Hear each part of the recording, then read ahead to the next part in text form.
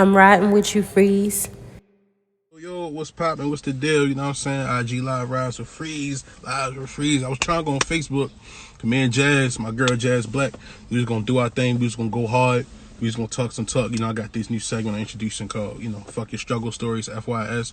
So if you've been paying attention, um, if you've been paying attention, uh, I just dropped the song yesterday, FYS, Fuck Your Struggle, produced by my man Sincere, co-produced by my man Tracksmith at Dream First Studios, you did. So we just been having fun. We just been doing our thing. We just been hustling. Yeah. Yo, Instagram made that shit so easy. Like, you feel I me? know Facebook was not fucking with us. Can you turn your camera this way so we can be side to side? Oh, I'm sorry. Hold on, hold on. You Ain't know, nobody here yet, so ain't no, nah, they in there. They coming now. They coming now. Who's that? That's Steve. Oh, yo, that's Steve and Allen used to work together at the security shit for real. But hi, hi, John. Steven. Hi, Freeze. What's up? Wait, so this not Rise with Freeze, right? It's live. It's live. Rise and Freeze. You dig? This not live Rise with Freeze is what I'm asking you, though, Yeah, right? yeah, it is. It's still live. Whether we there over here. Ooh, exclusive. I feel special. Yo, you should. You should. You know what I'm saying? Real quick, this is sponsored by Bay Bonnets. You know what I'm saying? Hit me on the cash app for the leopard skin love. You know. Did you pull that up the same drawer that The that one turtle. night? Yeah. Can't let everybody know what happened that one night. Yeah, we gonna cool out. We gonna cool out. The hoes be. Anyway, I was like, yo, you see. But real quick, for those who don't know, been sleeping on the rock, give people a small, summary about you, who you are, what you've been doing. Well, I'm Jazz. Yes, Lord. I'm a single mom of one. My son actually has a medical condition that like really set me back. When I had him or whatever, but he's coming out of it. He's 3 years old now. I've been writing. I wrote a book called Single Mom's Guide. You can check that out. It's on Amazon, or you can always DM me for a copy, signed copies at that. Um, Me and you, along with some other creative folks, are getting together and doing some writing on some films and what else? Like we got Web series. series going, web series going, films going. We got some stuff in the works. I'm like starting the bones of writing the memoir for myself. So you've been really helping me with that, helping me with I'm like I'm structure. glad you're getting it. Yeah, because I believe that like everyone has like ideas and shit, but the hardest part is like locking into it, not locking into it, but turning it into something and it flowing and it being something that another person who doesn't know you but has no bias can actually enjoy. So people don't understand how hard that is. It is because it's like you know what you want to say, you know your thoughts. Mm-hmm. But you don't know how other people going to take what you gotta say though. Yeah, but yeah, fuck them. Like, Because I bet you it's gonna be at mm-hmm. least one that's gonna be like, yo, I feel you, I've been there. Yeah. And the story you got coming, yeah, I can resonate with that myself. So I know somebody gonna be on it. Yeah, yo, yeah.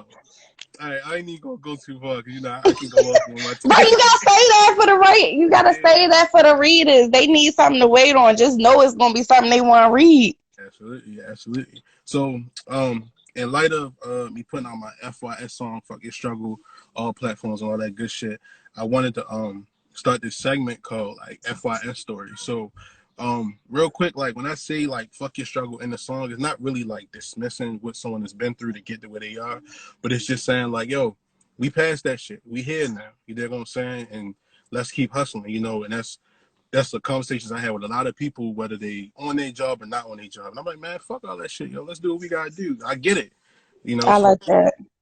so we kind of discussed how it's gonna go earlier, and it's basically just about something that we had to kind of push through and overcome in order to kind of get to where we are now. And I was gonna ask you about your writing process when you start to write your first book, but I forgot that you told me Drew kind of had like a medical condition.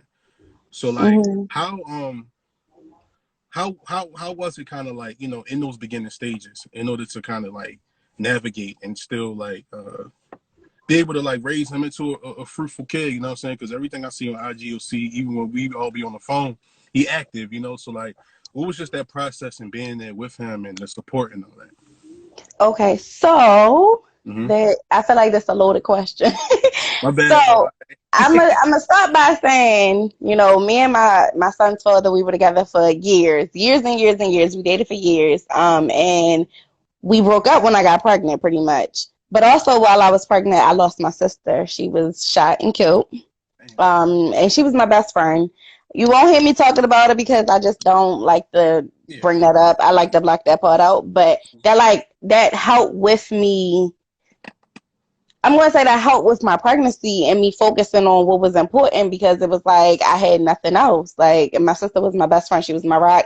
She convinced me to have my child because when I found out I was pregnant, me and my son's father were breaking up. So she convinced me to have my son, and then to have her killed when I was like 4 months pregnant was like devastating. But it just like kind of pushed me to just keep going and be all in. Like, she got us. She watching over us, and that was a blessing.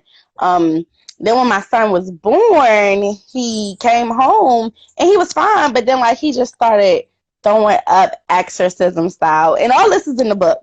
But he was throwing up like exorcism style. Like, it was crazy. And he was like only 10 days old. So when I took him to the emergency room, they was like, yeah, he got a temperature of 102. We think you need to stay. And that one night turned into 3 months. And we was just in the hospital. We went from St. Joseph, University of Maryland, to University of Maryland main campus, and it was just hard. And I didn't leave my son at all that whole time. Yeah. Um, I just stayed in the hospital. Like, I wouldn't eat some days. Some days I wouldn't talk to people. I was just there because I didn't want to leave him. I was a new mom. I was new to all of this, and I had already felt like I failed him because me and his dad wasn't together anymore. So I didn't want to fail him in any other ways that like this medical condition. And his medical condition is just it's rare, but it's in my family already. My brother has the same condition, so I've seen people come out of it. I Yeah. know it's not the end all be all. And like you just said, like you see him and he be running wild and he Oh. active, he entertaining. Like, my son is, I don't know, he about to be something. He gonna be something big, but he good, he cool. It was just really hard in the beginning, and Yeah. when he was in the hospital, his father was in jail, so it was real hard. Like, it was like, okay, I'm the only parent. I'm all you got. Yeah. Real quick, real shout outs. We love Jillian in the building. That's little cuz. She just actually had a baby boy the other day. Oh, Um, congratulations! Ike Will in the building. Ike he always in Cali right now. You know, so he been out Cali for like 4 or 5 years right now. Oh, Kelly tuned in. I was trying to come up there for my birthday, which is in a couple weeks, and Mm-hmm. Corona. That's all I'm gonna say. I bet That's you looking all I'm to the gonna sky, say. right? You did. So yeah, so wow. So that's powerful. So like it took Oh, 3 months thank for you. him to Peace and blessings. it took 3 months for him to get over his condition or just like the rarity of it. No, it's really okay. Let me tell y'all this. Doctors think they know everything. Of course. Okay, Of they course. don't know nothing most of the time. They don't know nothing. My son's condition is very rare. It's called diabetes insipidus. It's a it affects his kidney to the point where he doesn't gather all the nutrients from the foods he's eating and drinking. So at the time he was on formula, he wasn't gathering the nutrients in the formula he was drinking because he would urinate them out. Like, and because when your diet is all liquids, if you're pissing out liquids, you ain't getting nothing. So he wasn't gaining weight. They felt like he was malnourished, but he was eating all day, like breastfeeding, because my son would feed all day because that's just what he did. So the time that we spent in the hospital, it was like them trying to tweak his medications, them trying to tell me I pretty much don't know what I'm doing because I'm like, he needs water. That's what I know about the condition. You gotta give them water. Mm-hmm. The doctors didn't want to listen to me because they think they know everything. Yeah. So the 3 months was a constant battle back and forth of this not working, and I'm his mother, and I'm here every day, and I'm advocating for him that this not working. And eventually, they just finally started listening to me, and he came home. He came home twice and had to go right back. Like, he came home for right before Thanksgiving. He came home. He had to Mm-hmm. go right back 2 days after Thanksgiving. Then he came home again, like maybe the week before Christmas, and he went back January 1st because it was just like he wasn't doing too well. But Yeah. he hasn't been to the hospital in a very long time, like far as ER visits and staying. But he still got to get checkups and stuff just to kind of Yep, he has a feeding tube actually, which we don't use. He so that was hard for me. Like all of this was just so hard as a new mom.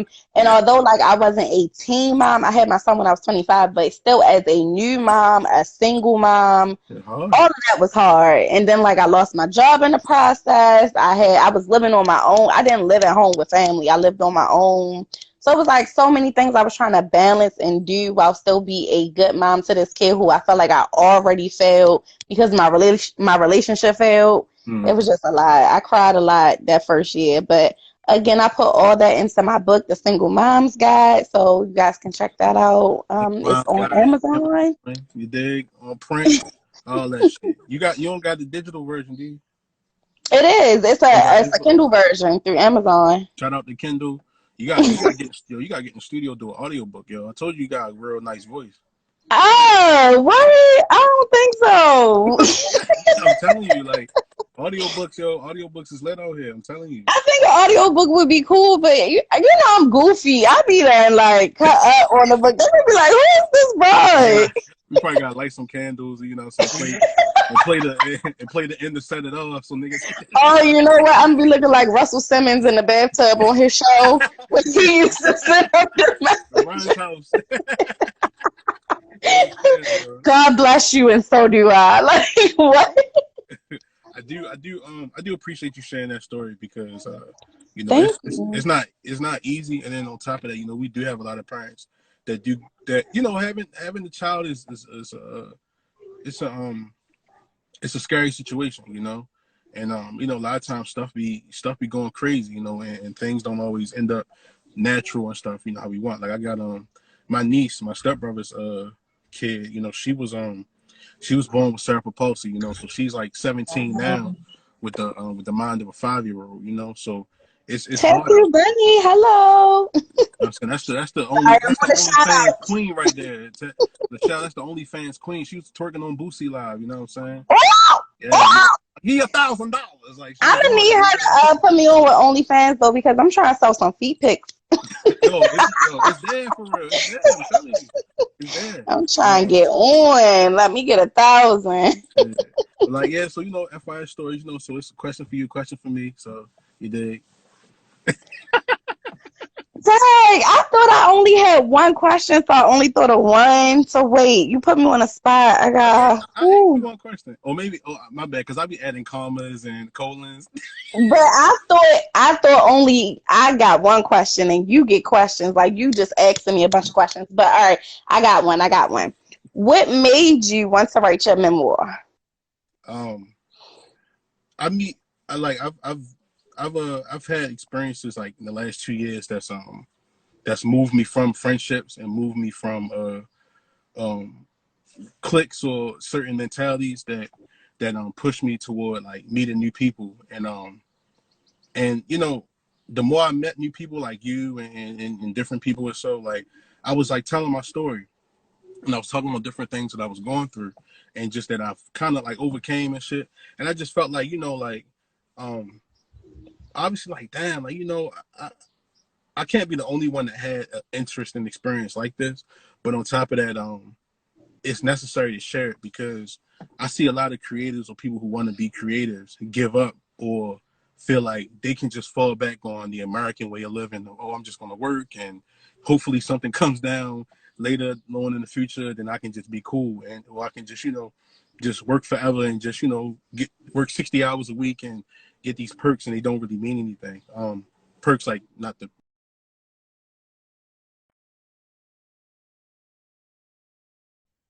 for them, but so a lot of you know so I just you know I just saw how I can tell my story not only verbally because sometimes when you talk to people about stuff you've been through sometimes it's a little bias, it's a little gas, and sometimes you may miss certain points that's important.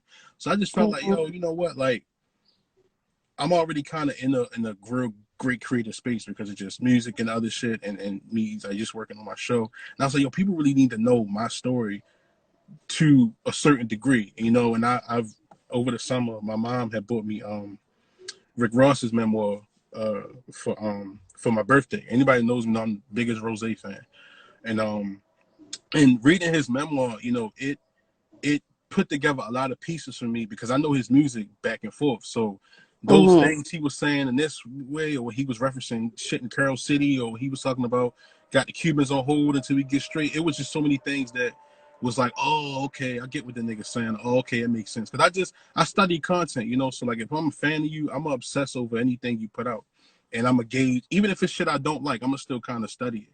So I just felt like, you know, one day and very soon, I'm gonna have a fan base. I'm gonna have that kid that was like me, that's going to be like, yo, I fuck with everything Freeze do. I'm gonna be that nigga that dudes debate in the barbershop, you know, or I'm gonna be that dude that's gonna get that acclaim, you know. So I just wanted to do for someone else with Ross, Jay-Z, or Malcolm X, or Garvey, or you know, even my own mom did for me, as far as like, well, my mother ain't writing no book or not. I'm sorry, but it's just people who had that effect on me to where I wanted to know who you were and different things. So, Right. you know, shit is extensive, you know. So, and particularly, I wanted to start with the memoir being about relationships and stuff with females, because that's all conversations we had. Just the shit I was going through with females, shit, it's like, You know, it's a different world, you know, females and males. We come from a different galaxy. I ain't even gonna say we come from different planets. We come from different galaxies. Y'all a little special, and you know, I ain't gonna hold you. We're a little special too, but absolutely, absolutely. And I y'all just, different kind of special. yeah, cause I just honestly felt like, you know, a lot of people have like very credible opinions, you know, and a lot of people have a lot of important things to say, but I think social media has like interrupted the way we deliver our message, because I see people, Preach, I preach, see, black man. yo, I see people put so much emphasis into like a great status, or like reposting the meme that's exactly about what they're going through.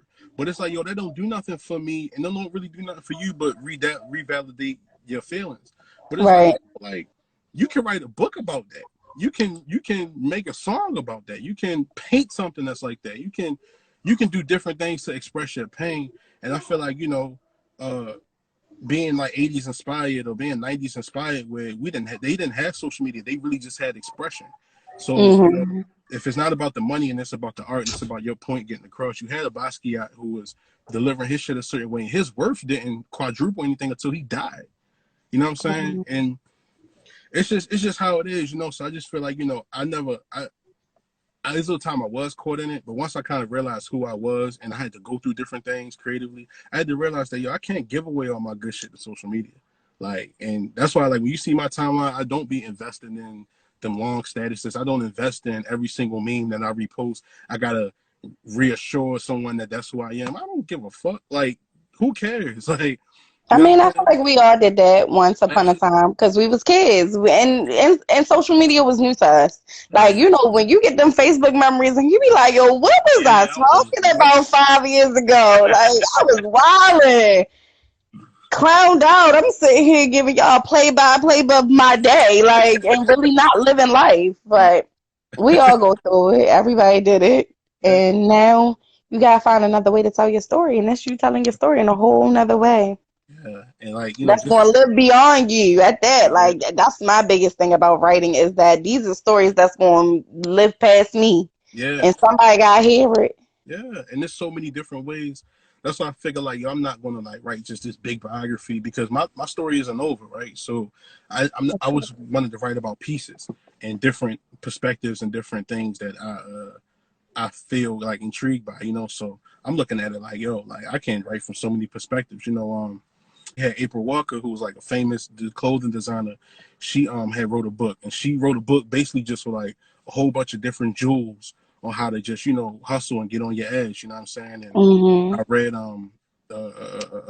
shit. I'm sorry, Think and Grow Rich, Napoleon Hill, Rich Dad Poor Dad, like all those books that they tell you to read and stuff, and that kind of like, you know, that help you kind of just shape your thinking in order to kind of like rise above anything that's out here. And like I really like kind of gravitate to Napoleon Hill's book, Think and Grow Rich, because it really just sharpens your perspective, and it tells you actually how to like really literally think rich and then grow rich, you know. So Hmm. the chapter that stood out to me, and that's why I got to thank Rick Ross, because it's the mastermind principle, and it's basically about whatever skill you have, you have to be of a benefit to another person in order to have your personal growth, because you can't do shit by yourself. So like my agenda is positive. So it's like, yo, I'm coming to you with this, what I do. I can help to a degree with what I do. You can help me to a degree with what you do, and we grow. There's no disguise. There's no phony shit. Like, it's none of that. I don't have to meet your parents. We don't have to like kick it and talk every day on the phone. If we get it popping how we supposed to get it popping, that's it. That's the mastermind shit. And like ever since I kind of read that and listened to that Rick Ross CD that he titled Mastermind, like I kind of applied that to my thinking and applied it to my strategy. So I've never had to like rob nobody. Never had to like lie to people about what I was doing. The proof just was in the pudding. And then I always show up and put the work in. And that's what always matters, you know? So shut my door, please. Application. I'm sorry, that was your man's Jaru. Jaru! Baby say yeah. Where he at? Put him on the camera, yo. What's poppin'? My Lord, you know what I'm saying? No, he don't need no camera time because he ain't gonna leave. He ain't gonna leave. Y'all can check him out on his Instagram, his YouTube channel. Nope. YouTube channel. He was making a piece, so he's backing you up. He's correcting you on stuff. I know. I don't know who this man is. That's Pop Drew. But no, let me tell you, I appreciate the fact that you read. Like, I appreciate the fact that you read. We need to get those bus stops back that say Baltimore reads again, because niggas ain't reading. And I was like, part of the reason why I hesitated so long on putting my book out is because I'm like, yo, people not reading. Ain't nobody reading nothing.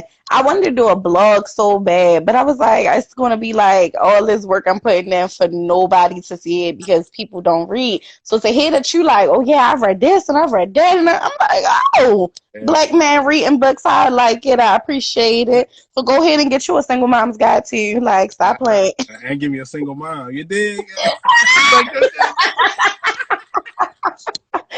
I mean, they said that daddy season is coming, and I mean, you're looking like a daddy. Yo, I don't want to make these videos, of course, too long. You know, I appreciate, you know, you coming in. FYS stories, fucking struggle. You dig? You know, we all building. You know what I'm saying? We all doing what we gotta do, and yo, we can all hit $1 billion. You dig? Like we can all get that shit. It's possible.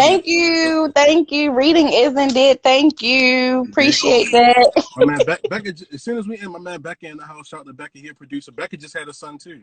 Oh, congratulations! Oh, these boys is coming. Where's the little girls at? I think my first kid. I know my first kid gonna be a girl. I just feel it. I feel it in my bonnet. Like my first. Well, good thing your kid gonna be younger than my kid, because my son going for the Cougars. I was gonna feel bad. Like I don't want him snatch. I don't want him snatch your daughter up. I don't want her to be a victim. That's a little sis. No, he gonna teach her the game. You know, like for real. Definitely. Well, thank you for having me. Always. I'm gonna, you know, do my thing. I'm gonna load it up to YouTube. I gotta screen record this shit and all that, so we're gonna get it popping, you dig? All right. All right, Jazz, baby. Quarterback your own plays. Fuck critics gonna say. By the time they take notice, it's already too late. Keep it real, one by your side. If she a rider, she'll drive. It's exactly how the shit